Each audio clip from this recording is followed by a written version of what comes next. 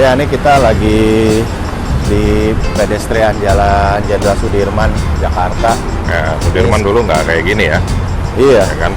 Sekarang udah diperbaikin, udah jadi ini, sekarang jadi rame ya. Otomatis juga sebagai salah satu panduan yang apa ya, jadi benchmark lah kalau mau menata perkotaan gitu. Salah satunya mungkin di Sudirman ya, yang bisa jadi panduan ya. Salah satunya itu ya pedestrian ya.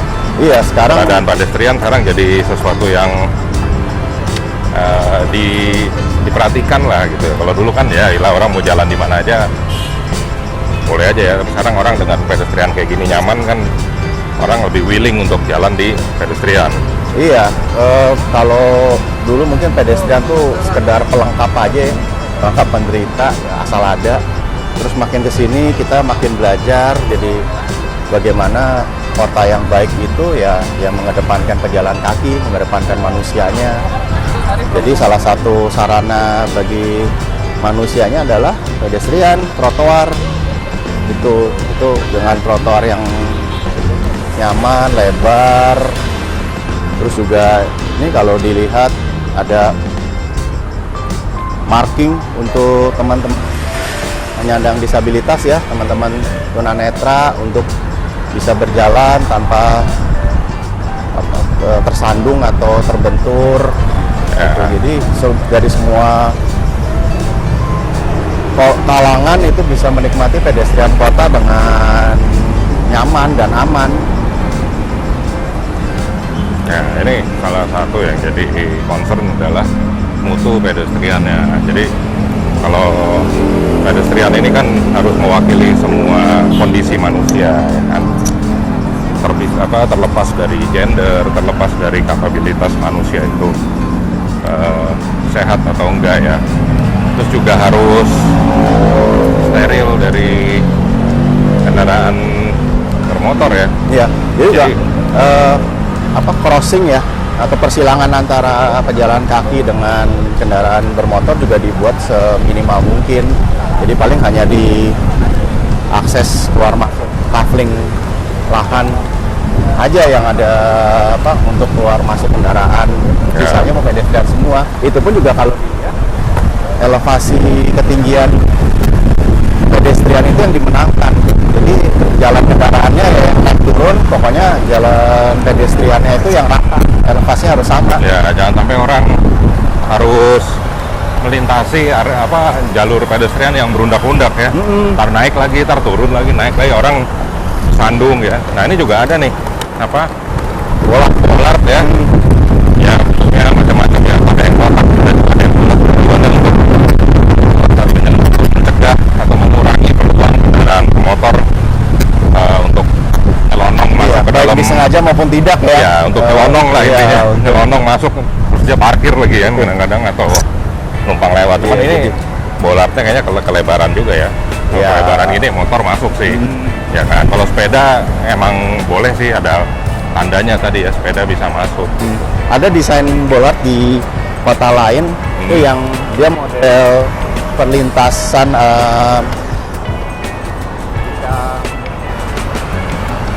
mau masuk ke area pedestrian itu orang dibuat agak memutar dulu. Jadi kalau misalnya ada motor yang mau lewat tuh akan kesulitan dan akhirnya nggak bisa masuk. Gitu. Ya. Jadi nggak lost begini aja, tapi ada semacam railing besi, kemudian orang tuh harus agak zigzag gitu. Nah itu kan kalau motor kan agak susah, kalau orang kan masih gampang gitu ya. Betul. Dan ini juga nih kalau di sebelah kanan ini baru diomongin nih. Ya ini apa boleh buat? Ya kecolongan. Ini juga untuk ini ya pejalan disabilitas ya. Disabilitas ya. Dan ini juga ada potong ya. Ada rem, tidak terputus. Oh iya, ini kepotong sama saluran air ya. Di sini juga untuk pedestrian, untuk ini ya rem untuk pengguna kursi roda ya ke halte bis ya. Iya. Gitu. Sama ini juga kalau ada perbedaan elevasi itu harus dikasih ram ya, tanjakan atau turunan. Betul. Gitu. Jadi untuk pengguna kursi roda juga bisa mengaksesnya dengan nyaman. Kalau pakai tangga kan sulit. Gitu kan. Nah, cuman ini aja sih masukannya adalah bahwa ini sebaiknya jangan putus nih. Iya. Dikasih plat lah untuk menutupin supaya orang naik kursi roda nggak susah nih kayak begini. Iya. Ya kan orang biasa aja nggak pakai kursi roda bisa nyemplung tuh kalau nggak ngeliat atau Iya. kesandung lah jadi cedera nanti. Iya, dan kemiringan ram ya, tanjakan atau turunan itu juga ada standarnya supaya Ya betul. tidak terlalu curam, karena dengan asumsi bahwa pengguna kursi roda itu bisa menaiki atau Sendiri menuruni gitu. ram itu sendiri Nggak usah tanpa dibantu orang. Didorongin Iya. atau diapain tuh nggak perlu. Kadang ya. ada salah kaprah bahwa agak curam bisa kok kan dibantu didorong. Nah, Ya, standarnya kalau tuh ada yang harusnya dorong, ya kan? iya, kalau ada yang dorong. Kalau Itu standarnya standarnya tuh harus bisa diakses sendiri. 1:12 ya. Naik 1:12. 12 meter kita butuh panjangnya kira-kira. Betul, setiap naik 1 meter, panjangnya harus 12 meter. Nah, tinggal dikali aja, naik atau turunnya berapa meter. Nah, ini juga sekarang jembatan penyeberangan dilengkapi dengan lift nih. Ya. Terus sebenarnya ini juga ada inovasi ini ya, desain jembatan penyeberangan. Jadi desainnya tuh diolah sedemikian rupa supaya menarik. Jadi orang juga tertarik buat mengaksesnya. Selain buat foto-foto juga, orang juga sekaligus sebagai sarana sosialisasi bagi warga kotanya untuk ayo kita manfaatkan fasilitas publik, fasilitas pejalan kaki, juga kultur budaya kehidupan di kota yang lebih teratur ya. Jadi nyebrang tidak lagi di sembarang tempat, tapi ada jembatan penyeberangan gitu. Betul. Ini sebenarnya problemnya akses sih, dan ternyata juga terbukti sih kalau memang pedestriannya nyaman, pedestriannya juga bagus, tidak menyulitkan penggunanya ya. Itu juga orang pasti akan willing kok untuk jalan dari satu tempat ke tempat lain dengan nyaman gitu loh. Orang kadang-kadang males jalan kaki karena emang pedestriannya nggak nyaman gitu. Iya. Ya kan? Ya wajar lah gitu ya kan. Mau jalan kesandung, mau jalan tengahnya ada pohon ya kan, tiba-tiba harus longkapin got ya kan. Ya. Karena tiba-tiba becek gitu kan. Ya wajar lah kalau orang tuh jadi akhirnya enggan gitu untuk berjalan kaki, mendingan Iya. aku naik mobil aja lah gitu loh. Nah sekarang begitu pedestriannya nyaman, orang mau jalan sejauh apapun kayak di Singapura lah, kita bisa contoh lah, kita nggak ada Nah, ini nggak kalau ada salahnya lah menyontoh negara maju. ini kan juga idealnya kan antara pedestrian dengan jalan kendaraan tuh ada buffer dulu, yaitu jalur hijau ini. Jadi Ya betul. pengamanan ekstra bagi pejalan kaki supaya tidak langsung head to head gitu ya, bersebelahan dengan kendaraan gitu. Dan juga ada jalur sepeda baik yang menyatu dengan jalan kendaraannya. Ini warna hijau ya. Iya, yang warna hijau. Kadang ada juga jalur sepeda yang menyatu dengan pedestrian. Nah, ini Ya. memang perlu ada desain khusus supaya antara masing-masing moda transportasi ya, kendaraan, mobil, bis, sepeda, dan pejalan kaki itu bisa hidup berdampingan secara nyaman bagi masing-masing pihak, tidak saling crossing, masing-masing pihak tahu lintasannya itu lewat mana dan sebagainya, batasan-batasan area yang bisa dilalui di mana. Betul. Nah itu juga ada penerangan juga penting ya. Iya, Ini penerangan juga salah satu penyebab kejahatan itu adalah penerangan yang kurang. betul. Jadi ada teori yang bilang begitu juga. Jadi bahwa ketika orang nggak secara psikologis tidak merasa dilihat atau diawasi gitu, orang cenderung lebih mudah berbuat jahat ketimbang menciptakan kejahatan ketimbang ada pengawasan ya. Iya. Jadi makanya di beberapa negara maju dia nebar CCTV segitu banyak ya, kita walaupun kita nggak tahu tuh CCTV nyala atau enggak, cuman itu udah sebagai alat deterrence gitu ya, orang udah keburu takut gitu. Iya. Terus juga area-area tuh nggak ada yang gelap gitu, karena begitu dia gelap nggak kelihatan, orang cenderung ya melakukan hal-hal yang kurang baik gitu sebenarnya. Nah, ini barusan kita karena kondisinya sedemikian rupa, maka ada perbedaan elevasi antara pedestrian ketika melalui jalan kendaraan. Ya. Nah, itu jadinya memang pedestriannya harus agak nanjak atau nurun, tapi yang penting modelnya bukan step tangga ya. dan Iya. kemiringannya juga dibuat dibuat Betul. nyaman tadi itu. Karena nih, diasumsikan pengguna kursi roda bisa melewatinya dengan nyaman. Nah, ini bisa dilihat ya, desain pedestrian yang nyaman, terintegrasi dengan angkutan massal, yaitu yang terbaru kan di Jakarta adalah MRT ya.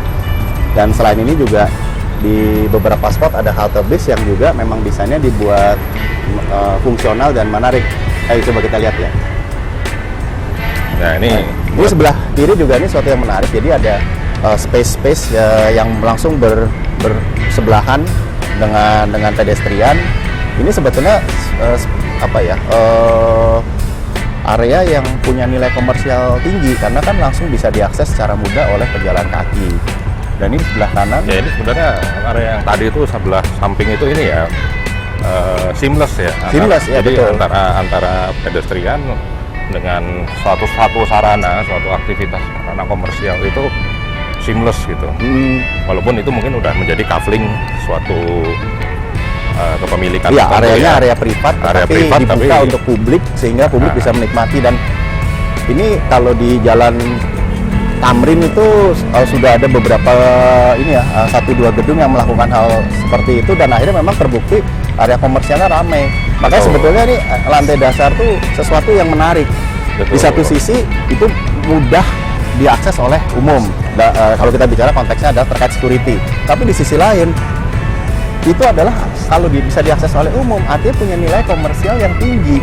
Jadi harus perlu disikapi secara desain bagaimana zonasinya agar umum bisa mengakses, area lantai dasar bangunannya hidup, bagi pemilik bangunan juga bisa mendapatkan extra income yang cukup lumayan. Nah, kemudian dari sisi zonasinya juga diatur supaya orang publik tersebut yang masuk ke area komersial tersebut tidak bisa nyelonong masuk ke area yang lebih privat di bangunan Ya, tersebut. betul. Jadi mirip-mirip kayak di New York ya. New York itu kan nggak salah pedestriannya itu langsung bersinggungan dengan toko-tokonya gitu.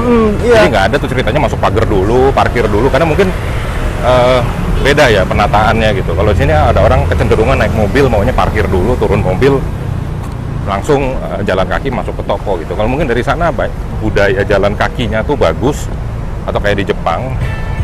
Jadi akhirnya orang ya udah jalan kaki di trotoar, turun dari bis jalan kaki, nah masuk toko gitu. Jadi nggak ada lagi tuh ceritanya masuk pagar dulu, parkir mobil dulu gitu. Iya. Ada tapi mungkin dikurangin dan itu letaknya terpisah gitu. Bahkan akses masuk kendaraan pun juga seperti tersembunyi. Kita Iya, seperti tidak tahu biasanya. ini kendaraan masuk dari mana. Tiba-tiba ada akses kecil, terus kendaraan parkir di gedung parkir di belakang Iya. bangunannya. Jadi nggak kelihatan sama sekali. Ada gedung parkir yang di-sharing bersama untuk suatu blok gitu ya kan. Iya. Habis itu orang harus turun jalan di pedestrian gitu. Jadi bukan tiap coupling private itu nyediain parkir masing-masing. Jadi itu emang ya secara tata kota udah beda lah. Ya itu kita bisa buat jadikan masukan dan pelajaran. Nah yang kedua adalah fungsi tanaman ya, peneduhan ya. Iya. Ya ini kita nggak bisa dipungkirin kalau tropis gini kita bisa lihat sendiri ini lo maknyus ini. Ya, itu sudah given condition. Ya given condition jadi nggak bisa. Sekarang gimana cara kita merencanakan, mengeksekusi dan merawat supaya ini pun teduh, jadi orang berjalan kaki juga nyaman, dan itu juga mendorong orang supaya mau berjalan kaki dan menggunakan transportasi publik. Karena kalau transportasi publiknya sudah baik, tapi akses pejalan kakinya masih kurang baik, orang juga makan malas jalan kaki. Sedangkan kan kita turun dari bis, turun dari MRT pasti harus ada jalan kakinya kan. Pasti, karena Nah, kan mungkin tujuannya nggak langsung pas di depan Iya. tempat haltenya. iya, dan dengan itu nanti korelasinya dengan transportasi publik kota yang baik, mengurangi kemacetan, mengurangi polusi dan sebagainya. Nah itu juga selain peneduhan itu adalah fungsi kenyamanan ya. Yang kedua juga adalah memang peneduhan ini bukan berarti dia anti hujan ya. Namanya pohon ya, kalau hujan ya hujan aja. Iya. Cuman memang nggak bisa lah seluruh pedestrian di kanopiin itu dipasangin kanopi ya juga nggak mungkin Nah, gitu. Di beberapa bangunan, di beberapa kota ya di luar negeri itu ketika hujan, orang dari pedestrian itu bisa melipir di sisi bangunannya. Kita kalau tadi kaitkan Oh, iya. dengan tadi konsep coupling yang seamless ya, terbuka di lantai dasarnya, itu ketika hujan orang bisa masuk ke dalam coupling, melipir di tepi bangunannya, atasnya ada kanopinya gitu, persis di depan toko-toko atau kafe atau restoran, sehingga orang bisa tetap jalan dengan cukup nyaman ya. Mungkin hanya di beberapa spot-spot tertentu aja kalau masih kehujanan. di sini tuh kayak di Harmoni ya. Ya, arkade ya, arkade. Jadi pilar-pilar bangunannya itu di depan, di tepi jalan, terus masih ada sedikit trotoar yang ternaungi oleh lantai 2-nya si bangunan gitu. Iya. Ya arkade lah memang Ya ya itu bahasanya, otomatis kembali lagi secara komersial Betul, tenan-tenannya pasti akan lebih laku dan punya nilai jual lebih tinggi. Betul, itu added value-nya gitu. Orang mungkin kalau kehujanan bernaung di situ kan sekalian adalah gue makan aja lah gitu kan. Iya. Nah, akhirnya dia masuk gitu ke dalam toko kan daripada gue nungguin hujan kan. Nah, Terus di sebelah kanan nih tempat duduk, tempat sampah, gitu Betul. ya. Buat kadang orang butuh istirahat, mungkin menunggu kawan atau menunggu dijemput, itu bisa duduk-duduk. Terus tempat sampah tentunya tempat sampah supaya bisa Ya. mengakomodir ya pemisahan sampah organik, anorganik yang bisa di recycle. Itu supaya orang juga semakin terbiasa membuang sampah pada tempatnya. Kemudian di sebelah kiri ini adalah parkir sepeda nih. Jadi memfasilitasi bagi orang kalau mau bawa sepeda, dia parkir di sini, kemudian dia ke gedung terdekat atau dia menggunakan transportasi publik. ya sekarang Gitu. kan lagi ngetren nih sepeda lipat ya kan. Iya. Sepeda dilipet terus naikin busway atau naik MRT bisa nih. Ya cuman ini parkir sepeda mungkin perlu dikembangkan lagi ya, mungkin selain keamanan, kebersihan, penerangan, juga fungsi pengawasan ya. Kadang-kadang orang bawa sepeda kan juga sering takut kalau sepedanya ya mohon maaf ya mungkin hilang gitu ya, diambil orang atau gimana, itu kan juga ada kekhawatiran itu. Tapi kalau kekhawatiran itu bisa dieliminir ya, jadi kayak di Belanda gitu sepeda itu udah merajalela, jadi akhirnya mereka memfasilitasi keamanan dan kenyamanan untuk parkir sepeda itu dengan segitu baik. Sekarang kita coba naik jembatan penyeberangan ya untuk ke sisi seberang, karena memang sebaiknya menggunakan fasilitas yang sudah disiapkan agar pejalan kaki dan kendaraan bisa Nah, sama-sama menikmati kotanya dengan nyaman. ini adalah naik jembatan Transjakarta. Iya. Busway ini juga didesain untuk mengakomodir kursi roda ya. Iya, Makanya memang kenapa sih dibikin panjang dan melelahkan? Karena sebenarnya untuk mengejar standar kemiringan agar kursi roda dapat dengan mandiri naik ke atas stasiun. Nah, mari coba kita naik.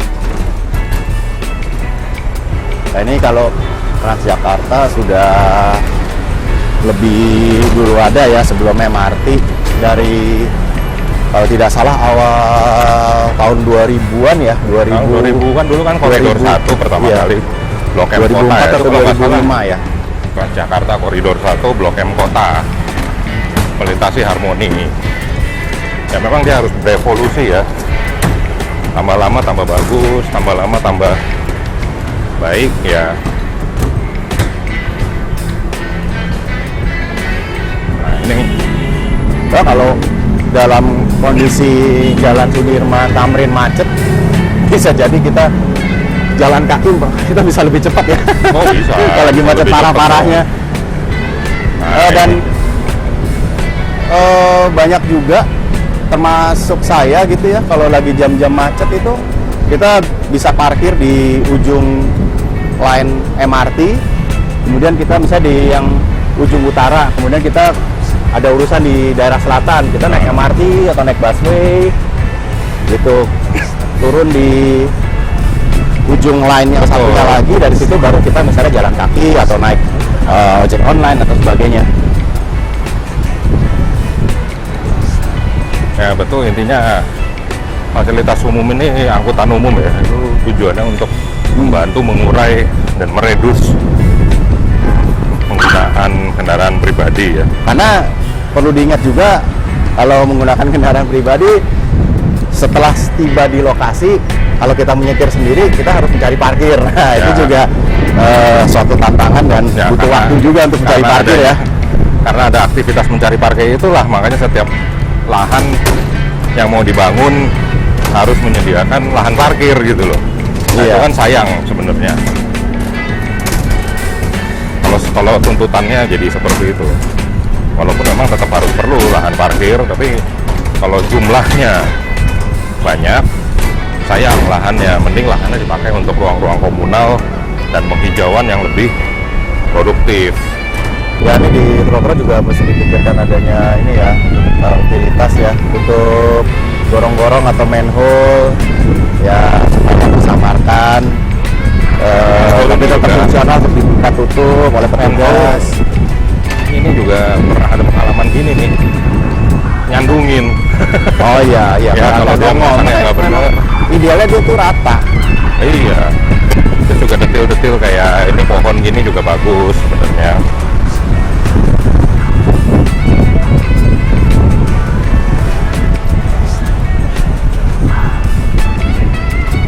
Intinya orang jalan itu nggak boleh terlalu banyak halangan, baik yang sifatnya orang harus ngawasin ngelangkah kaki itu harus diawasin nih, takut kesandung lah, takut apa, itu nggak nyaman pasti, ya kan? Apalagi kalau depannya ada banyak obstacles, banyak halangan gitu, lagi jalan enak-enak tiba-tiba dia depannya pohon, depannya apa, nah itu kan sementara jalur jalannya udah sempit, nah itu berabe itu. Ini ada jalur, ada tempat sepeda lagi nih di sini nih. Ya, sepeda ini sebenarnya bagus nih.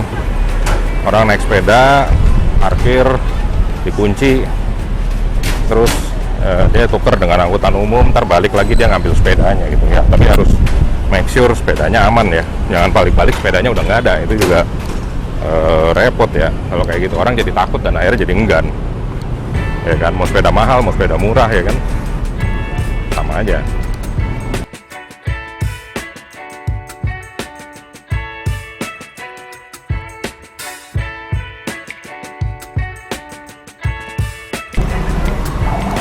Nah ini crossing nih, pejalan kaki ketemu dengan lintasan mobil lewat zebra cross. Oke, demikianlah jalan-jalan kita di pedestrian Jalan Jenderal Sudirman, Jakarta. Banyak sekali yang bisa kita lihat ya. Semoga bisa menginspirasi kita bersama. Oke, sampai jumpa di episode berikutnya.